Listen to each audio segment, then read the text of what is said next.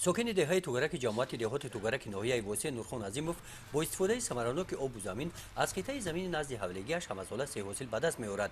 اما که نورخان وضع بازار استعمالی را به نوبت گرفته در زمین نزد حوالگی یک چند عدد گرمخانه ساخت. آخرهای ماه دکبر و ینور همین طور حاصل سیوم زمین را از گرمخانه جمع‌آوری می‌نماید. هر پگاهی به قدر 30 کیلوگرم سبزوات از جهت اکولوژی تازه به بازار می‌برد.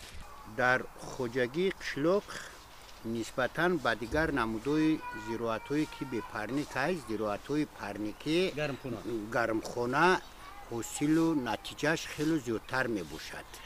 برای همین من گرچند که چیزهای دهقانی را به پرنیک هم که بکنم، پرنیکی را زیادتر گرمخانه را زیادتر کرده ایستادم که برای درآمد صافی گرمخانه نسبت به چیز زیادتر است.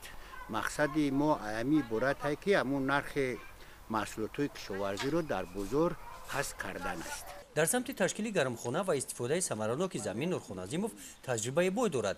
در این سمت در سمینارهای ناحیوی و ولایتی کشاورزان تجربه او را می‌آموزند.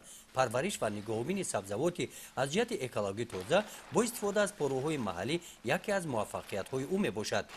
ما از پاروهای طبیعی بسیار استفاده میبرم. پاروی مثال نمی ای فرما و ای قطنا آورده در سروی زمینم ایامو بسیار میریزم استفاده میبرم. نورهای مینرالی رانی استفاده میبرم و با نرمای معینش. کبوتی دا و مثال دیگه چیزا دا امی حرکت میکنیم که پارو بسیار استفاده بریم و نورهای مینرالی را کمتر. نورخان عظیموف دهقانی اصیل است. با مصلحت او کوپراتیو استحصالی به نام خورشید تشکیل کرده شده. در مساحت 1 هکتار سبزوات و 10 هکتار زمین‌های للمه محصولات‌های دونگی سری وقت کش کرده شدند. در خوجگی 5 نفر ساکنان ده سهامدار کرده شده و کار دائمی جلب کرده شدند.